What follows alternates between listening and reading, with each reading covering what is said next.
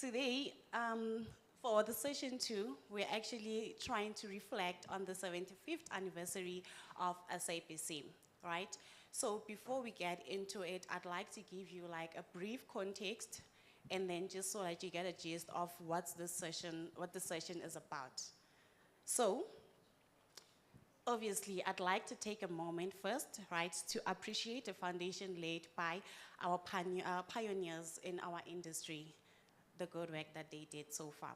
So the South African Broadcasting Corporation, SABC News, has been a cornerstone of public service journalism in South Africa for 75 years, providing critical information to citizens across the country.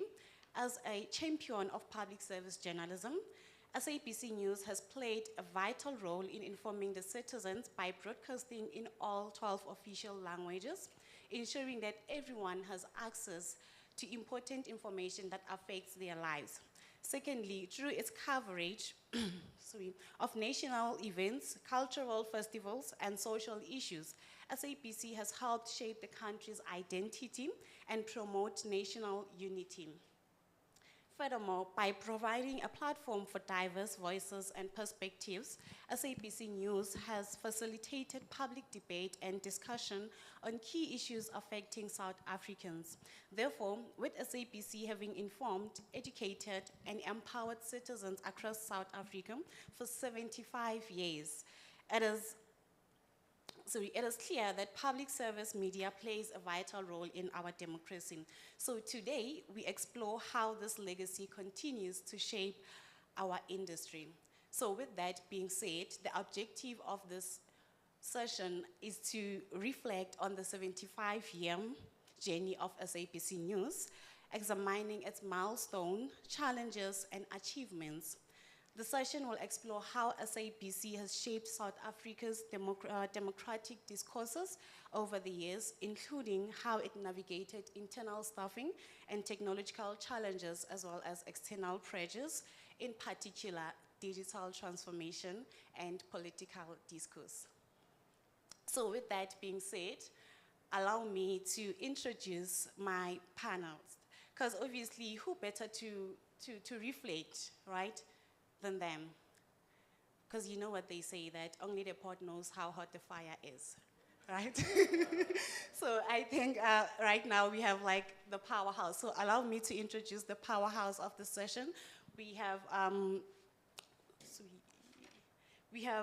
first Mr. Mushweshwe Munare, who is a veteran South African journalist and media executive known for his extensive career in both print and broadcast medium. His roles have included prominent editorial positions at major newspapers, and he's also the former head of SABC News, and now he is the independent and media communication consultant. Can you please give him a round of applause? Thank you. And then we have also Dr. Patisa Makopeni. That's correct, thank you. Who is a veteran South African journalist and media executive. She began her career as a lecturer at the University of Western Cape and University of Cape Town. She has held numerous senior editorial, including executive of news and current affairs at SABC. Currently, she is the executive director of the Press Council of South Africa and serves on the SABC board. Can you please give her a round of applause? Lovely. And last but not least, we have Prof. Pippa Green, who is a prominent South African writer, journalist, and academic with a long and distinguished career in media, academia, and media regulation. Her roles have included reporting on anti-apartheid movement, serving in senior editorial positions, heading a university journalism program, and acting as a national press ombudsman. Currently, she is the editor of Econ X 3x3. So can we also give her a round of applause? So now do you see why I say we have the powerhouse? Do you get it? Like looking at the bio, you're just like, oh my God, oh my God, oh my God. But yeah, it's really an honor to be here. So, did I introduce myself? Sorry about that. But then, yeah, I'll just give them the space first, and then obviously I'll just come after. So now my name is Palesa Moyo. I'm a PhD candidate at the University of Johannesburg in the Department of Communications and Media. And it's really an honor to be here moderating this panel with the powerhouse. I'm not going to finish saying that, so I'm just going to be like powerhouse the whole time. So, this panel, it's just like a Q&A type of panel, right? They're not going to be presenting anything. We're just going to have a discussion around the issues, like just trying to reflect, because remember, we're reflecting. And obviously, if they're going to reflect, please, you can use your personal anecdote, anything, right, just to reflect back, and then, is that fine? Lovely. So, the first question to you all is, how has SABC News public service mandate evolved over the past 75 years? And what impact has it had on South Africa's democratic discourse? You can go first, Isla. Thanks very much, Paulus, and good morning. Is it good morning? Yes, still good morning to everyone. Look, may I just reflect a little bit and comment about the celebrating 75 years of SABC News? Look, as a black South African, I don't think 45 of those 75 years is something to be proud of. SABC before 1994 was a source of an instrument of state broadcaster, state propaganda, disinformation, and misinformation. It did not serve any purpose for the majority of South Africans. That is why I'm saying that when I saw the celebrating of 75 years, I was a little bit uncomfortable. So the comments that I would want to make, it's 1994, because that's when SABC became genuinely a public broadcaster. Obviously, in that 30 years, there's been ups and downs, you know, political influence and those kind of, but for the majority of South Africans who can really be proud of a public news broadcaster, that will be from 1994. And I think Tandega also mentioned that if you look at South Africa, because some people think, yeah, but SABC is not really making any difference in our lives. But if you look at various studies, especially when coming to public trust, I think there was one done by Human Research Sciences Council, and the other one by Institute for Justice and Reconciliations. It showed that there's public trust in the SABC. And that's one thing that we should not forget, that the majority of South Africans, and the majority, when I'm talking about the majority, I'm talking about those people who cannot afford subscription for Sunday Times, who can't afford subscription for Netflix, who can afford the subscription for News 24. They largely depend on SABC as a source of information. And it's something that whoever is thinking about funding, whoever is thinking about public mandate, you need to really remember that. And it also was proven, it's proven time and again, William will tell you, time and again during elections, that the majority of South Africans still wholly dependent on SABC for information that empower them to make informed choices. Thanks very much. Oh, you can. Okay, all right, that's working. Thank you. Good morning, everyone. Yeah, okay. I think the point that we've just made, sure about the SABC News as a division over or as a service over the 75 years. Yes, in fact, every time I see something that says we've been serving the South African public for 75 years, providing this and providing that, it's actually untrue. It is untrue. And we need to make that clear whenever we reflect on the 75 years. There's no harm in retaining history. There's no harm. In fact, we're there to preserve memory and preserve history. So if we are going to be the first to erase that, it's not a good reflection of what the SABC News Service has done over the past 75 years. And talking about post-apartheid, actually, it's not even post. There are still structural issues that emanate from apartheid that remain with SABC. So it's not post as in post. If you look at the provisioning of the African languages news services, you have news services for specific linguistic communities that only run 5 days a week. So where do you think they get news from? Saturday and Sunday. So where do they go for their news content? You have Swati, Ndebele, Chivenda, Chitsonga that only get news Monday to Friday, and they alternate slots. It means that in that 5 days, you are likely to have 2 days of Chivenda and 3 days of the other language, and the following week it's going to be the other way around. It's hugely problematic that we still have such things that come from what was then, but still playing out today. Similarly, the most spoken language in the country, being isiZulu, alternates with isiXhosa, the second most spoken language in the country. And yet you have Afrikaans, that's number 3, running 7 days a week. And English, with the number of people that it has, sitting at number 4, running 7 days a week. We still maintain apartheid patterns in news provisioning for African languages. So the post thing doesn't work for me, particularly where the SABC is concerned. Yes, they will tell you about spectrum and other stuff, but they fix it for other languages and not for African languages, which is a big problem. And I do think that the role of news, particularly the public service being provided by SABC, has not been done to the extent that it should have been. We know, I want someone who can say that yesterday they had a story that came from, we can even take 6 months. When last did you hear a story about something that happened to farmers in Maclear? We have a huge farming community in Maclear, and Berkeley is the same.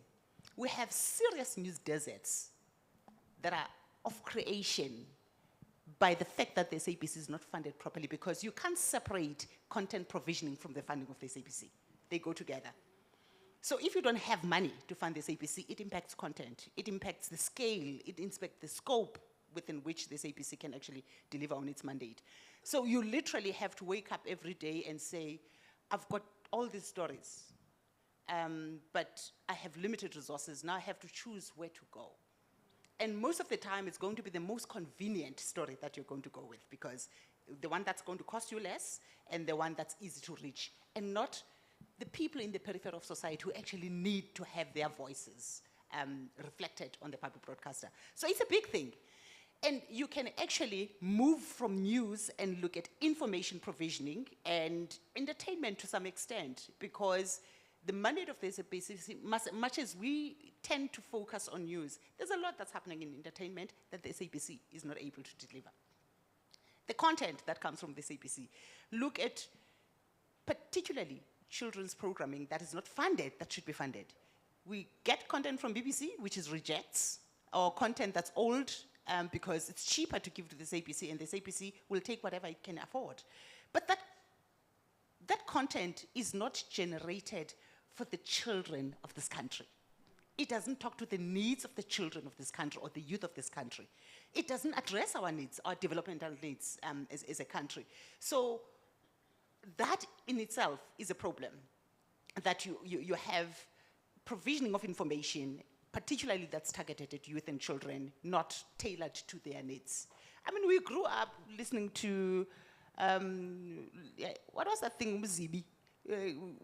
Yeah, there was something about Zibi and how you had to manage clean spaces and stuff like that. We would even cite, dance to those things.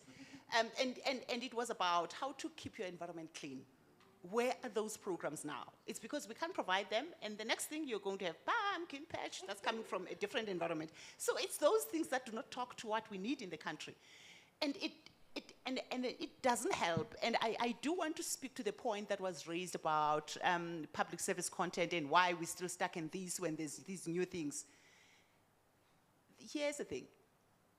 We may talk about devices, because we talk to devices when we talk about podcasters, we talk to devices when we talk about all the new things and content creators and stuff. But what is the kind of content that's coming from there? how does it advance society? So if there's anything that's to be done to make sure that the SABC can amplify good content, yes, we'll use those mechanisms, but they can't replace what public service media is supposed to do. There can't be a replacement.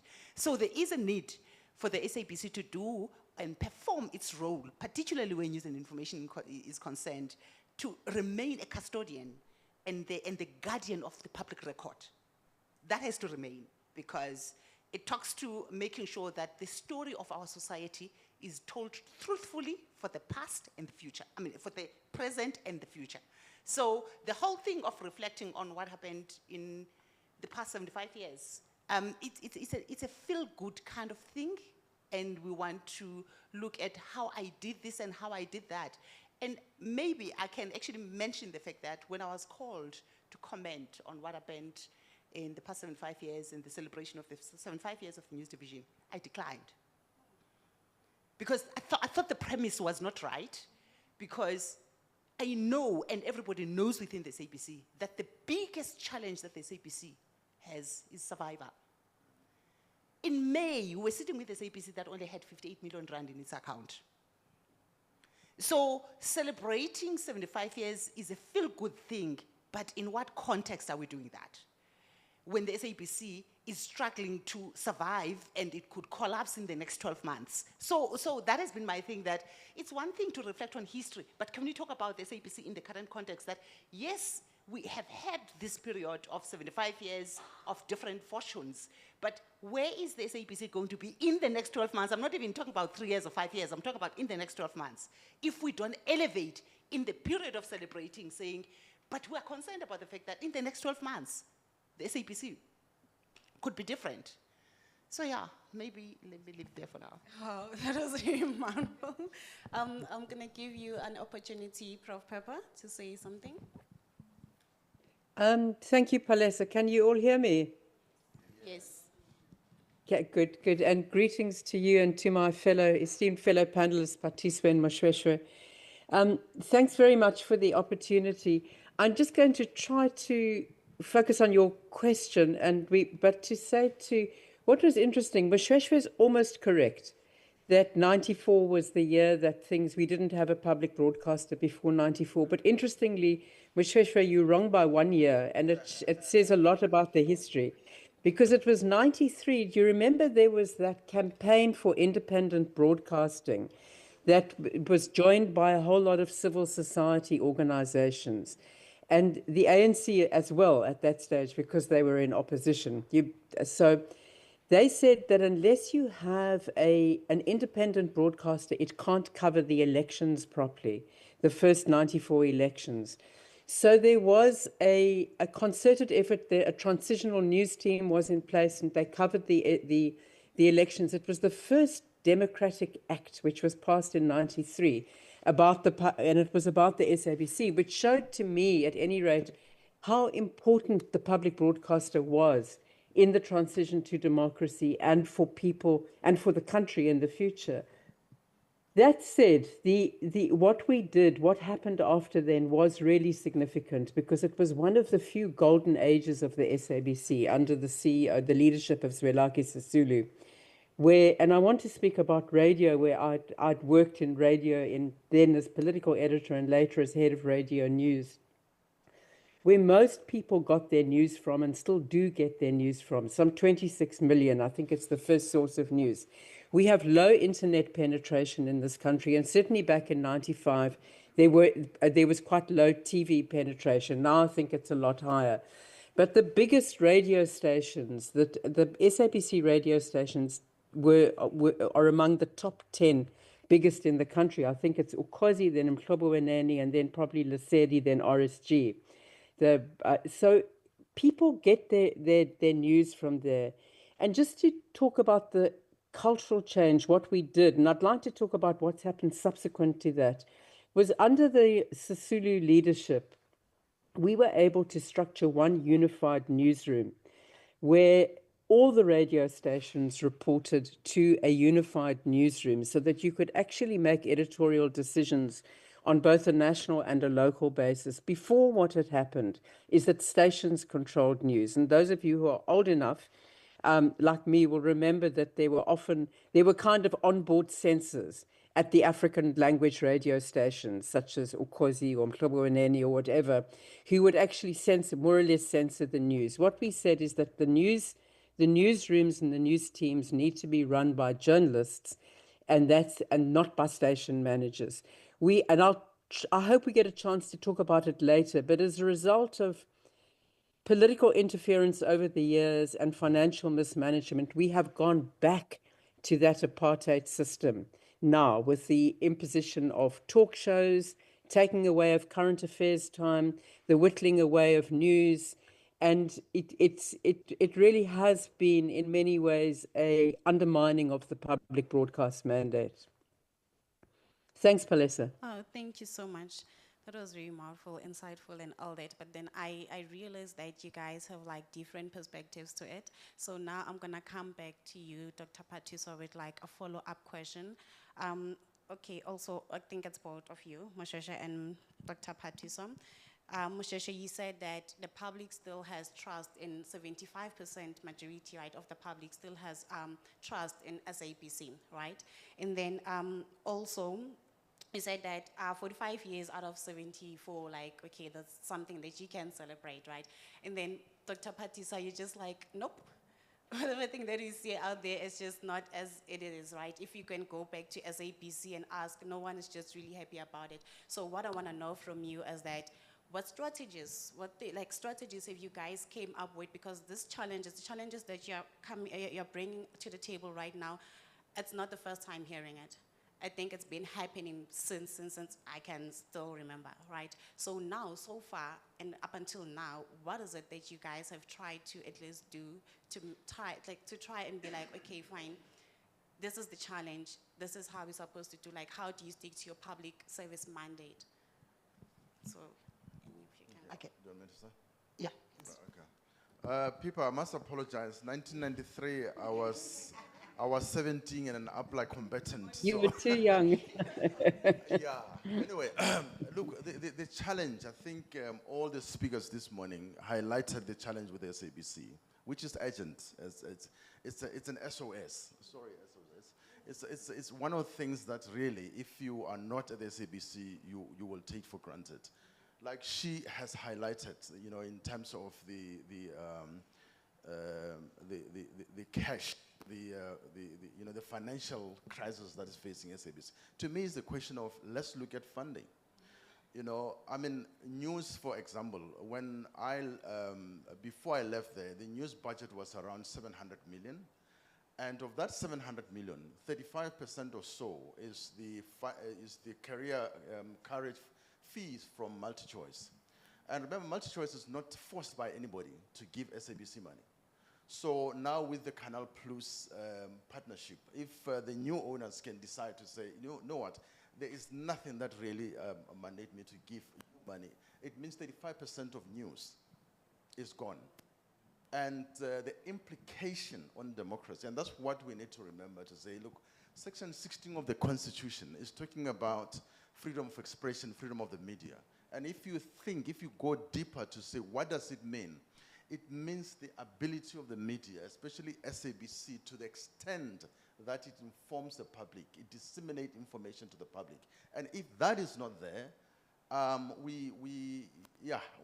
democracy is really at a peril. And it's something that I'm thinking aloud now. You know, we've got a board member here.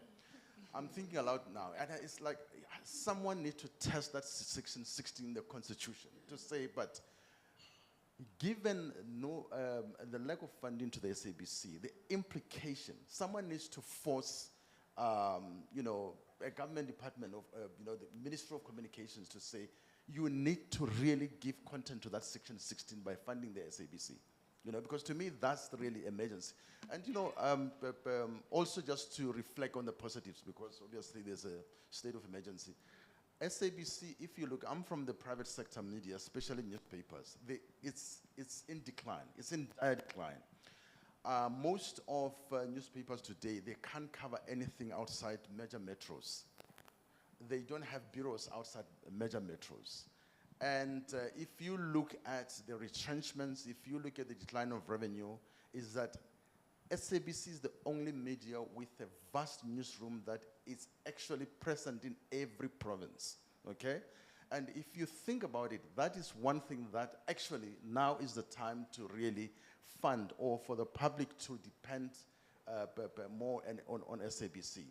And also, lastly, the point that I want to make, which is a positive one, is that, you know, due to political influence and political interference over the years, SABC is one media institution that has developed one strong leading editorial policy, which is something that needs to be celebrated, in a sense that, you know, if the board want to interfere, I think you might have read the story of one board member wanting to interfere, and given credit to that editorial policy, the board was able, within a month, to really put that member to say, no, that's not your space. And to me, it's something that really we need to applaud the SABC News. But over and above that, I'm just saying that without resources, there's just no way SABC will be able to carry out its public mandate. And my worry with the public mandate is that other news organizations are able to say, look, we don't want to cover that. What is Heritage Day? What is, you know, State of the Nation address? They can pick and choose. They can decide. But SABC does not have that luxury.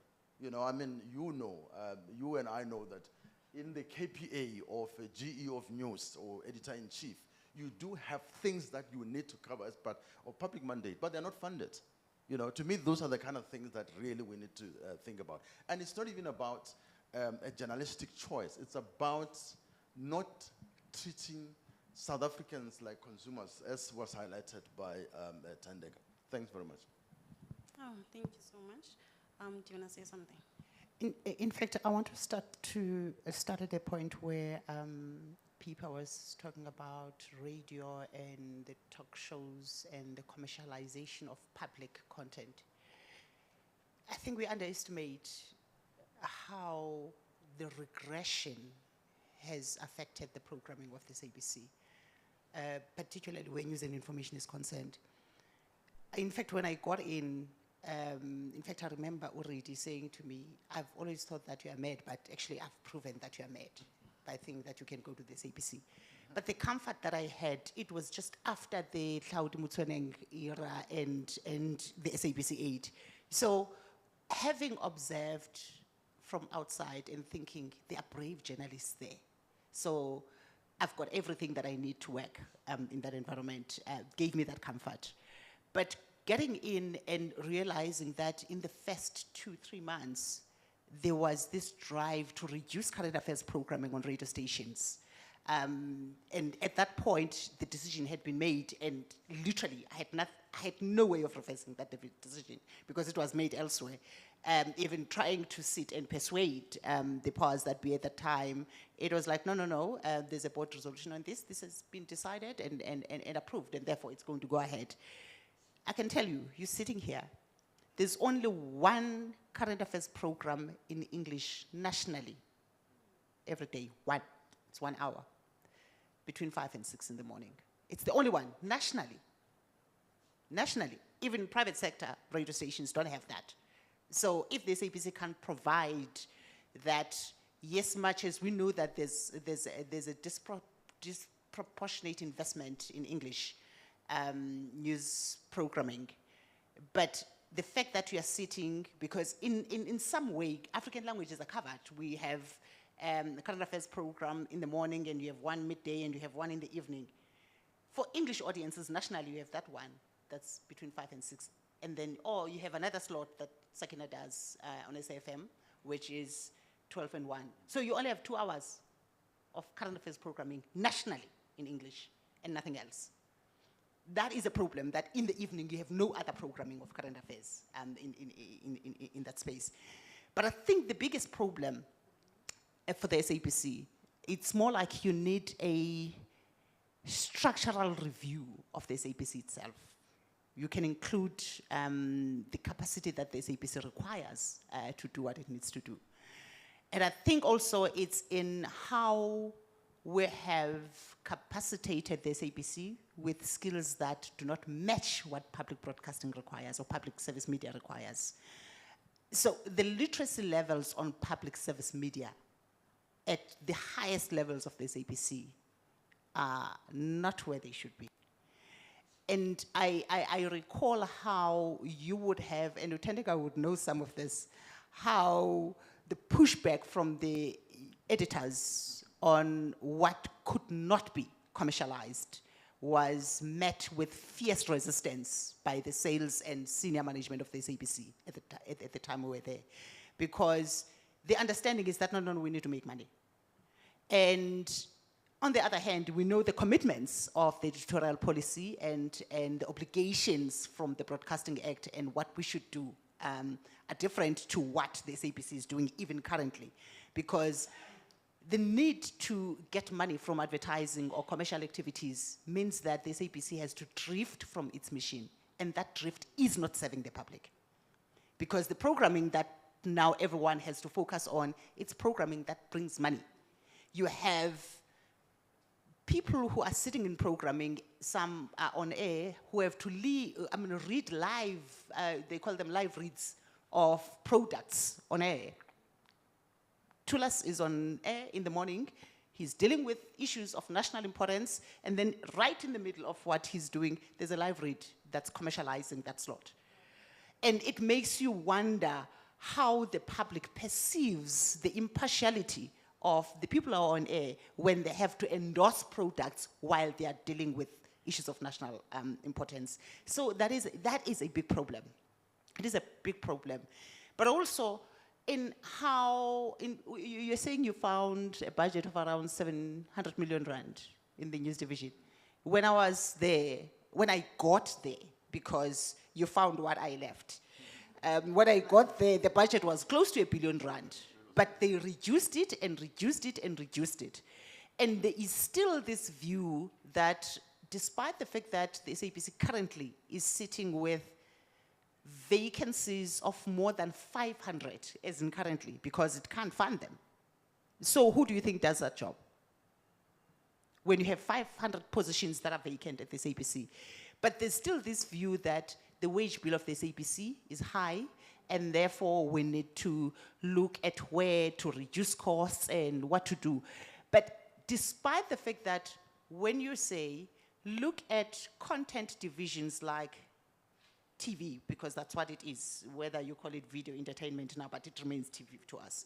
So if you say the content for the TV platforms costs us this much, and you look at the news division and you say, but the bill is high here, it can't be the same as this one. So it must be lower, so we need to manage the cost because there are too many people here and there are less people, or far less people this side. But look at the size of your budgets, they are almost the same. When you say to the executives, including the board, remember guys, that the news division is one public-facing and live almost 18 hours a day. TV doesn't have that. It has your Mfundi Vundlas and others producing for it. So the head count, which is actually nonsensical, the people who are sitting in the news division in big numbers, you are not going to be found in the TV division because those people are sitting with production companies. That's why it looks like there are less people here and there are more people this side. And also bear in mind that the people who are sitting in the news division, when you hire a journalist, you hire a journalist and content at the same time. So if you were to say you want to match the content this side, you are going to have to quantify the input of every journalist here. At the same, so it's going to give you the same amount that's sitting this side, if you were to look at it that way, because you hire a person and the content that that person brings. So their costs are likely to be high this side and less this side because you have less people, but they are outsourced, sitting elsewhere. So these are shelf products, but this is produced on site. So there's also an element of literacy in how newsrooms function that's not necessarily there where the executive, because they come from different environments that are not necessarily news environments. So there's a lot of explaining to do and a lot of trying to persuade people about how the news environment works and why you need more money and why you need more resources, which is even worse now with technologies, that you're still sitting with material or infrastructure from 10 years ago when the world has moved. and you are not going to compete with your other news service providers that are sitting in the private sector with old equipment that you have in the newsroom. That when you're trying to set up things and the whole thing just collapses and then you have to start afresh, and the other broadcaster has gone ahead and read the story. So it's a huge problem. But it boils down to funding, but that funding must have the right people to use it. Thank you so much. Can you please take note of time, because it is running out of time. So from the whole discussion, you've been mentioning, all of you, the political pressures and commercial pressures. So now I want to know that, can you please just share with us like examples of how SABC News has navigated political or commercial pressures, and what lessons can be learned from these experiences?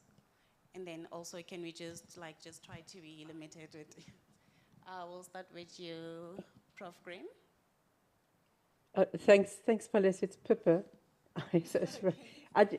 I really agree with a lot of what Patiswa says, and I actually want to thank her and Moshweshwe for what they did to try and stand up for the maintenance of news on the radio stations when they were there.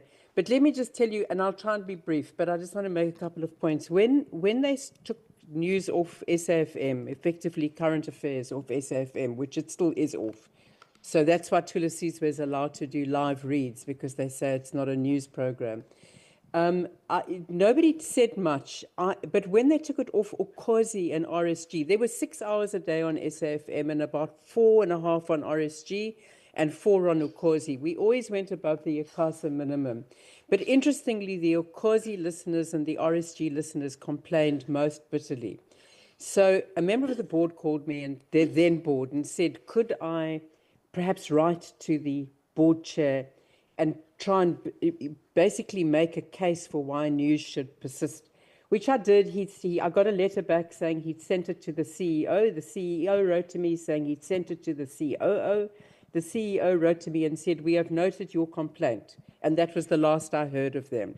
So it didn't seem that the discussion would go anywhere. But the second point I want to make is, perhaps this is not a rigorous enough analysis, but in my own experience of the SABC, there has been a strong correlation between political interference and financial mismanagement or financial disaster in some cases.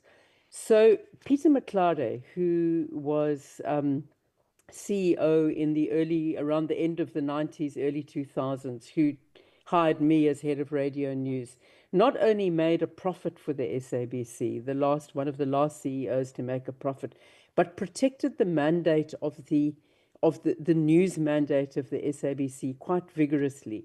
And 2 examples, he mentioned once to me about whether we could do live reads in the current affairs programs. And I explained to him why this was really a bad idea and would undermine our credibility. And to his credit, he never pushed it with me.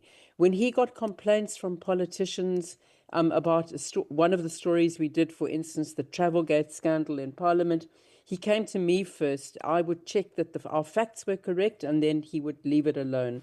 But unfortunately, there was a very political board that came in during his tenure that was appointed by Parliament, pushed him out, appointed Dali Mpofu, who not only lost the SABC a lot of money, he also actually got a payout for it.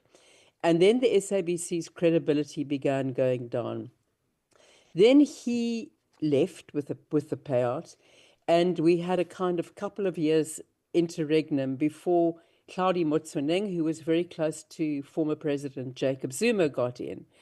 But Claudie wasn't the first element of political interference. I do remember in 2003 or 4, when the Zimbabwean elections were taking place, I got a directive from the then head of news, I was head of radio news, that certain commentators were not to be used on our current affairs programs. Ironically, they included the brother of the then president, Moletsi Mbeki, the sister-in-law of Nelson Mandela's oldest comrades, at least the daughter-in-law, Eleanor Sisulu, and Archbishop Pius Nkube. And when I asked why, they said, I was told no, they're very negative about the Zimbabwean elections. As I left soon after that, and there was the so-called blacklisting saga a year later, and again a commission of inquiry led by Zwelakhe Sisulu basically exposed what had happened, but the SABC has never released that report. The report came out under the CEOship of Dali Mpofu. It was released briefly, but it was withdrawn and never released. The financial decline, in my experience, began then. It worsened under Cloudy, not only because of the political interference, but because of mismanagement, real financial mismanagement. And there were instances of corruption as well within the top management. So if people don't believe they are getting credible news, they're not prepared to pay their licenses, number one. And number two, they're not prepared to support the SABC. And advertising goes down. It might be a slightly, I mean, I'm sure Tandeka will have something to say, but I do think that if you want to set up a funding model that works, you have to at least have credibility of news. And just my third and last point, which Patiswa mentioned as well, on the SABC radio, also TV, but I think particularly radio, was in the early days, in the 90s and early 2000s, a nation building vehicle. I mean, we could go to the Free State and do a story on Excelsior Today, the book that Zakes Mda had written about. We could go to Limpopo and do a story on water shortages there. We could start XKFM, the station in the Northern Cape, which has two San languages, from people who'd come down from northern Namibia and southern Angola and settled in the most barren shacks in the Northern Cape. But we started a radio station and a current affairs show, and we were able to get some of the stories from there onto English or isiZulu or isiXhosa or whatever, so the country could hear the country. And I think that with the diminution of current affairs and the absolute, they don't even have a half-hourly news bulletin on SAFM anymore. We have lost that ability to use the SABC as a nation-building tool. Thanks, Palesa. This one also wants to add, please just keep it briefly because of time. Look, the commercial pressure, I agree with Pippa that how you see it in news is it's not like in private media where an advertiser will put pressure, but it's what Pippa and Patricia are talking about, where there is reduction in content and reduction in resources. The 500 vacancies that he's talking about, actually more than 160 9 months ago were in news, So that's actually, I mean, the CFO will tell you that, but my priority is entertainment because that's where advertising is, So that's the commercial interference indirectly. The political interference, look, it will always be there. Whether it's SABC, whether it's the Sunday Times, political pressure, the media, remember, is that contested terrain. The only thing is how strong is your board to protect you? How strong is your editorial policy to protect you? How strong is your CEO to protect you? And to me, if there's and you will see it as a CBC, if there's a weakness in the board, it will actually, that pressure will show in the newsroom. I've already given an example where one board member tried. And to be honest, to give credit to the board, they were very, very decisive to say it has to stop. And secondly, as you know, is one thing that I think the board must also take it up, where there is this creeping, hidden hand of state security in the newsrooms, which, to be honest, is something that is not spoken about, but from time to time you hear an editor from Polokwane saying, state security said I must be vetted. Why do you want to vet editors? Do you understand? I mean, they don't work for government. Vetting at SABC, especially at GE level, it was meant as a recruitment process, not to interfere with whether you are trusted by state security. That is why I refused to do a polygraph, because I was like, which journalist in the world can really pass a polygraph test of state security? I mean, the first question will be, Have you ever been in in possession of information, state information, classified information that we're not supposed to leak? I mean, it's my job to leak that information. You understand? So to me, that's one thing that when I think the editorial policy is due for review next year, isn't it? Now, that's one thing that you need to protect editorial newsroom by taking state security out of the newsroom. But so far, to be honest, my experience there is that you had a strong board that can really push back and a strong editorial policy where you know, I was able to push back to even my boss without any consequences. Thanks very much. Okay, let me start where you've just left the board issue. In fact, I recall you didn't know about it. Just before elections, so there was a request that it was a joint news editorial committee plus the PBS PCS, which is Public Service Committee, that I chair. So there was a request for you to go and present your elections plan. And the discomfort that I had hearing that, and I remember I could pick up that you were jittery about it. And I had to say upfront because there were members who were already saying, what about this, what about that? And I had to come in and say, remember, the only thing that we need to hear from the head of news is infrastructure readiness, not editorial. And I had to say it there in the presence of the board, and he was there. So you're right in saying that it depends on the board, but also the board is not like a homogeneous, so you would know that people will still try and push their luck. So there's always that. But I do think that the idea of commercial pressure, it's easy to deal with political interference. If you have the courage to deal with it, it's easy to deal with it. I've had instances, there was a time when we covered protests. It was during COVID. It was the president in the Free State, and there was a standoff there.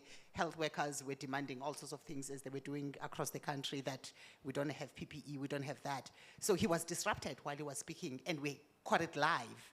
But the calls that I got saying, oh, but can you can't keep running this thing. And in fact, when someone said to me, the elders are not happy with you. It's like, who's the elders? We're dealing with newsmakers here.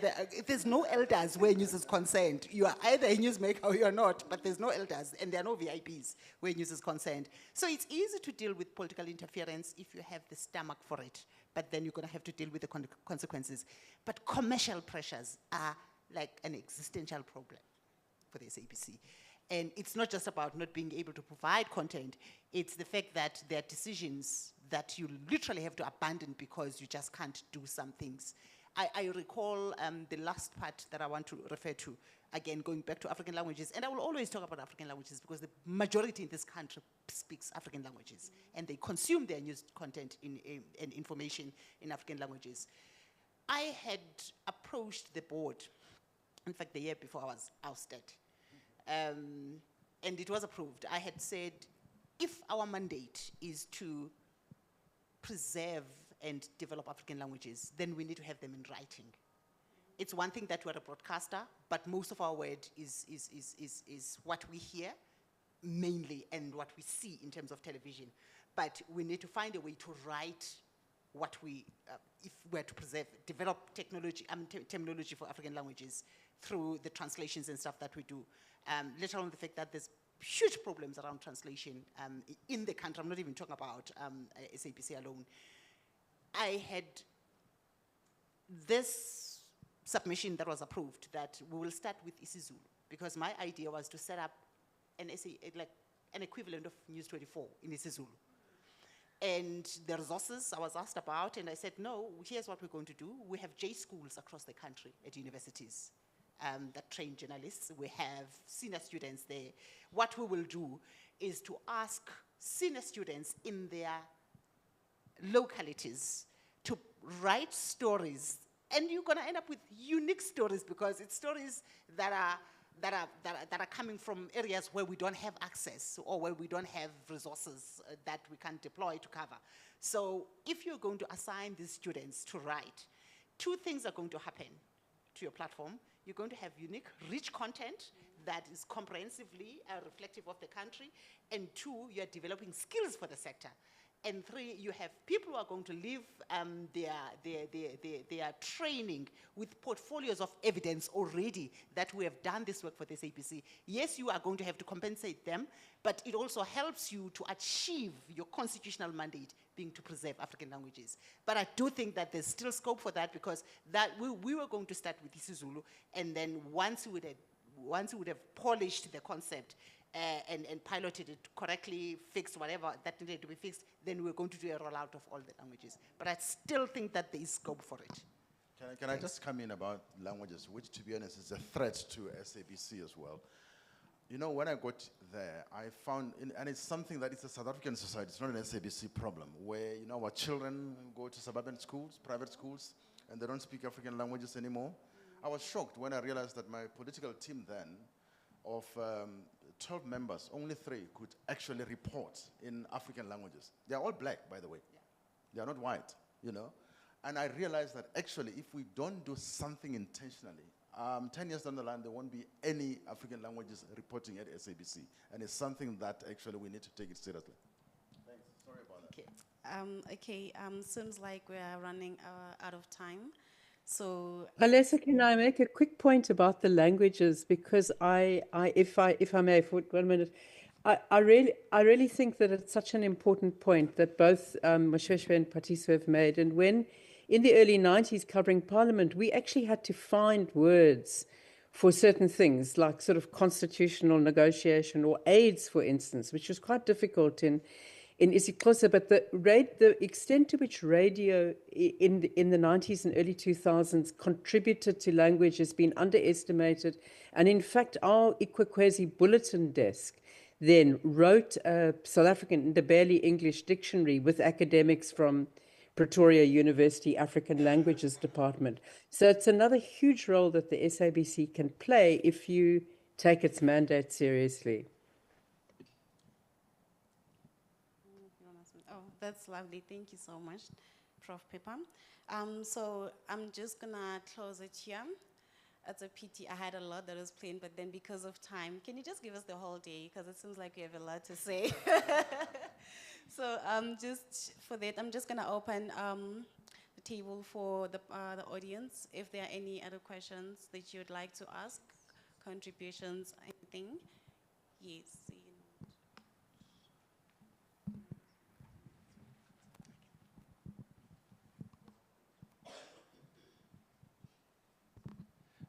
Hi, so just taking on from my previous point, you mentioned something interesting towards the end when we're talking about the local languages. Shweshwe also mentioned something around reach when we're talking about Eastern Cape, Berkeley, Maclear, all that. Is there not a role for citizen journalism? I mean, we're sitting with a candidate PhD here. So there's all these people, and what is the role to plug this in? Because I am of the feeling that raising funding is going to be an arduous and long process, but you have the manpower on the ground. How does citizen journalism plug in?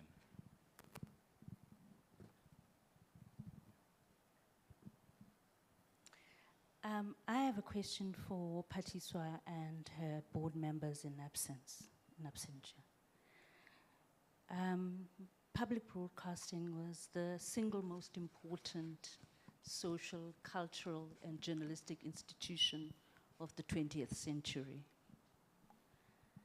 And its likely disappearance is going to constitute, not only for South Africa, but for the world over, a real and deep-seated crisis for liberal democracy as we've known it.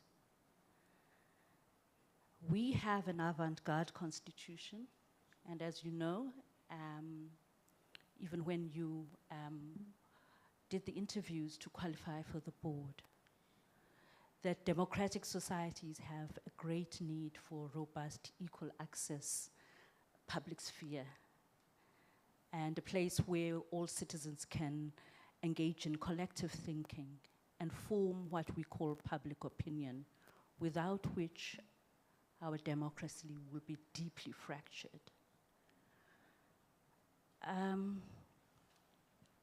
The figures, Moshoeshoe, are that 87%, 87.6 actually, of South African adults regularly watch South African TV, and 73% listen to SABC radio. They have rights.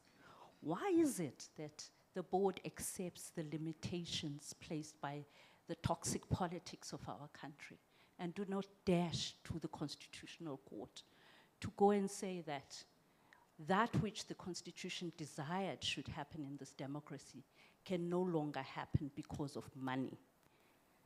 Let them issue a declaratory order as to how we are to fund the conversations of democracy among us. Why is it that you do not take us there?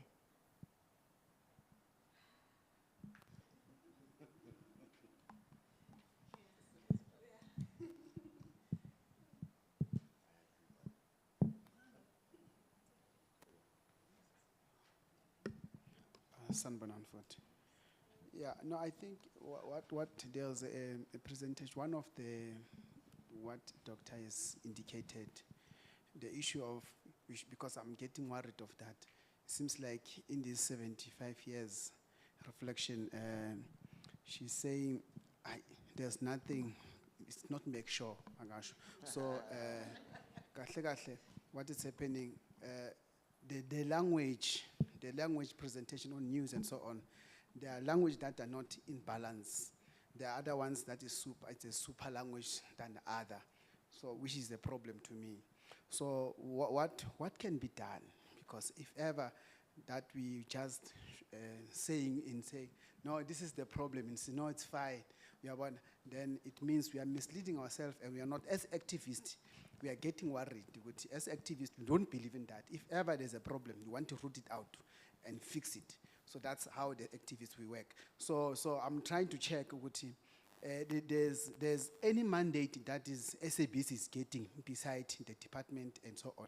Seems like the things that were horrible happening during SABC, during apartheid, that we didn't aware, we didn't know, they're still happening in terms of giving people instruction and so on. To me, I'm thinking there's a mandate that is getting somewhere, which is unnecessary, but it seems like it's continuing, but how can we deal with that? Who's supposed to deal with that? As activists, we are outside the SABC and want SABC to function properly and get proper funding and be able to work beyond 12 months, as Doctor is saying. They may say something, maybe Trump will own SABC and say, I'm in charge, or Trump. And so it's a problem. So because he has money and his friends and so on. So I'm getting a problem with that. With how can we do to fix that problem which is existing then and now? Thanks.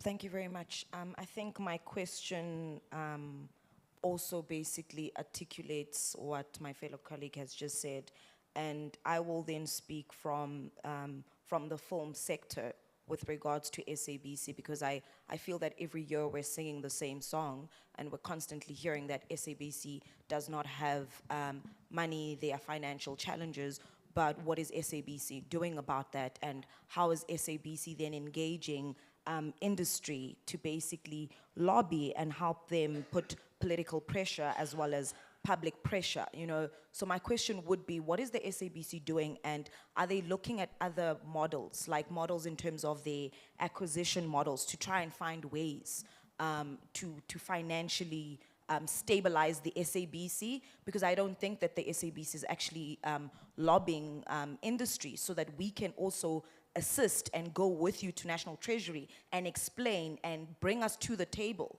to say, this is the funding model, this is what it looks like. Because, I mean, you mentioned in the beginning to say that in the next 12 months, we're not sure where the SABC would be, but what does the next 5 years, and what are we doing? What are the short-term measures that the SABC is doing? I really feel that the SABC is working in a silo, and unfortunately, as industry, as people who are working in the industry, we cannot assist the SABC because we're not privy to basically sit at the table with you and try and cultivate a model that will be essential for each and every one, not just, for example, the broadcasters, but for an ordinary person who works in the industry, who's creating the work that viewers are able to look at, to watch. So yeah, that's my thing. It's every year we're hearing the same conversation. SABC does not have money, but what is the SABC's current plan for the next at least 12 or 5 years as well?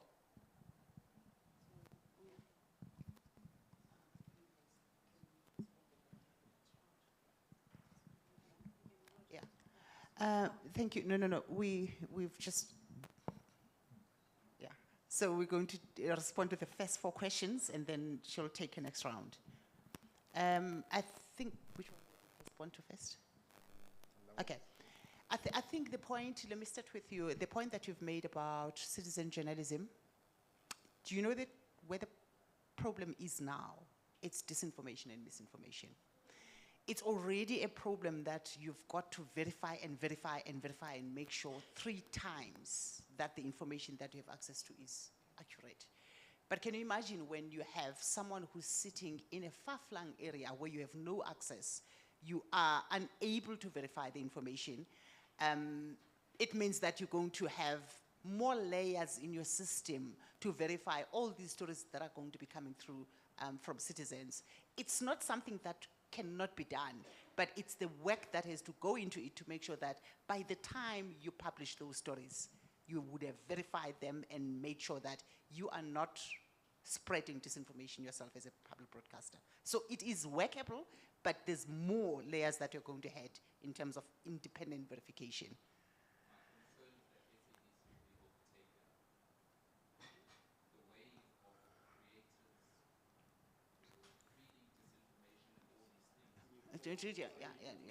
Yeah. All right. To the point that Tanega is making, it's an absolutely critical issue.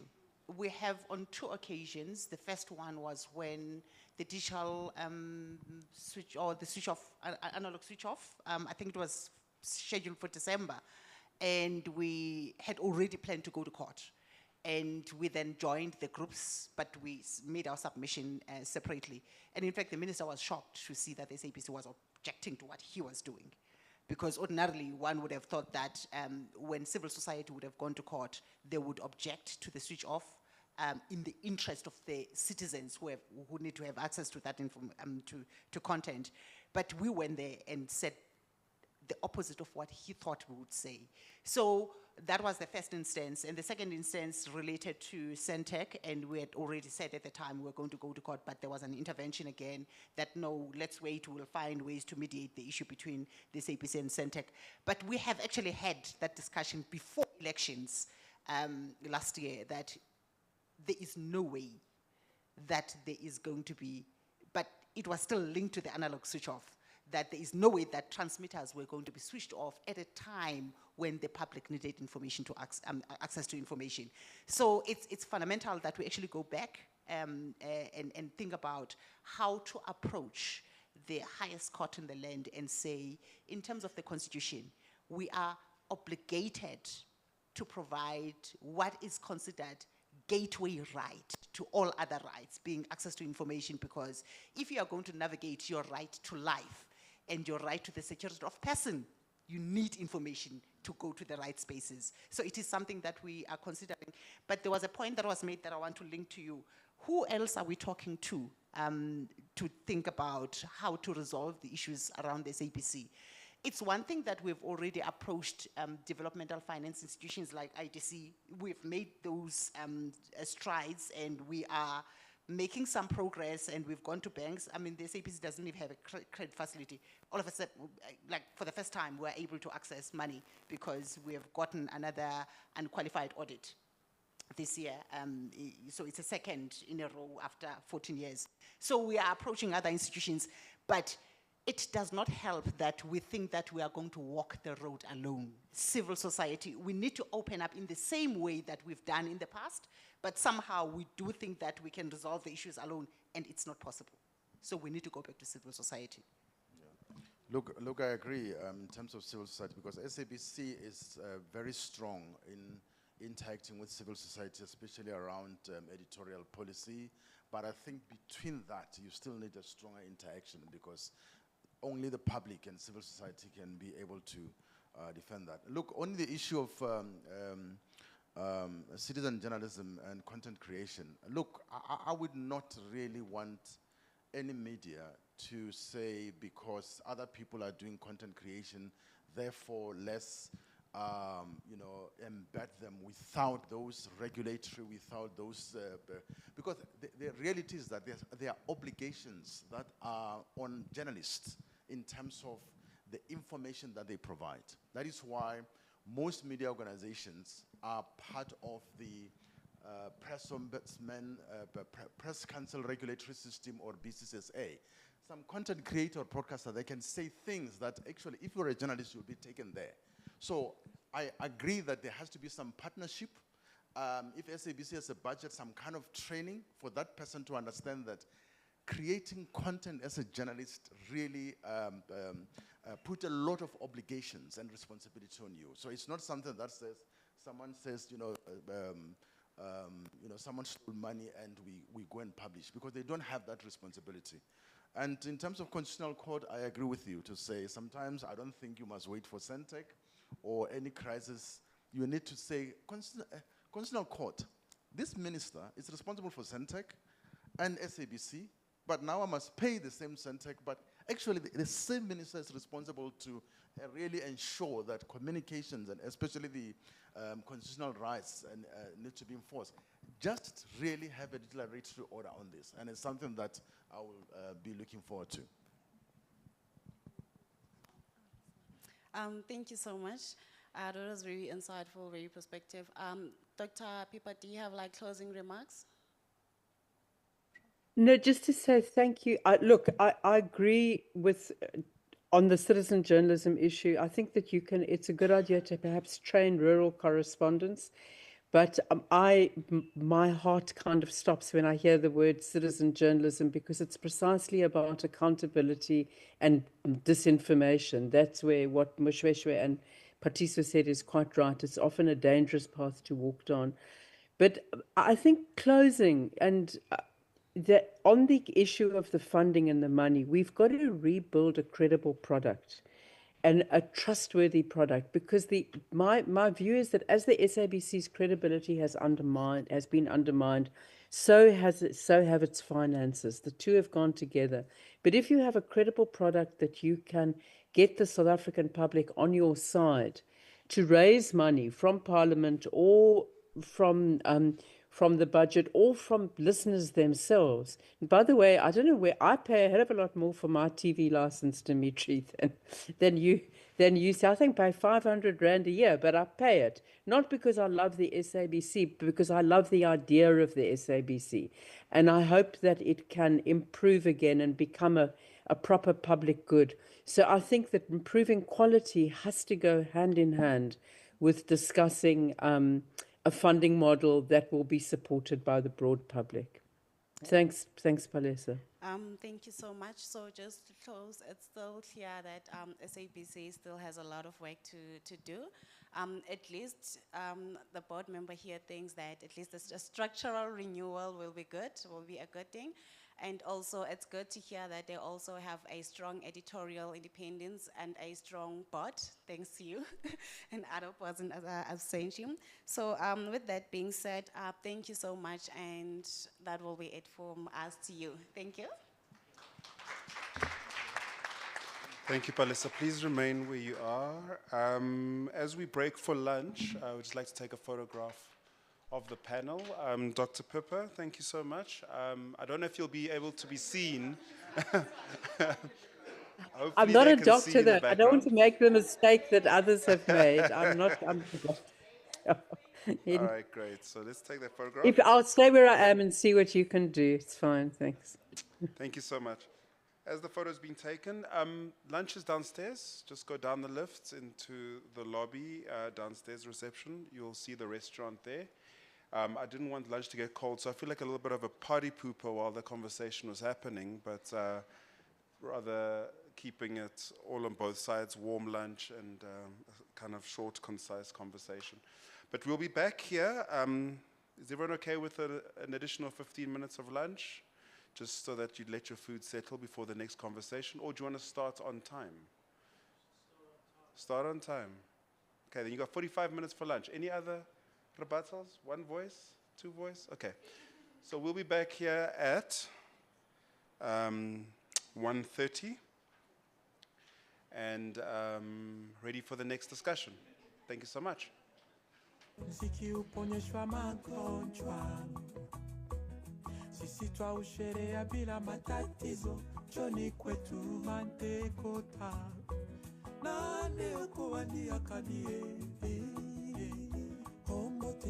mbote na bino, mbote yetu, ndule na biso, ndule yetu, mbote na bino, mbote yetu, ndule na biso, ndule yetu, pashengesie, mbote na bino. Recording stopped. Ndule na biso, ndule yetu, ninala sebo pade tota, somana kande tota, nde tota mata, tika nde tota,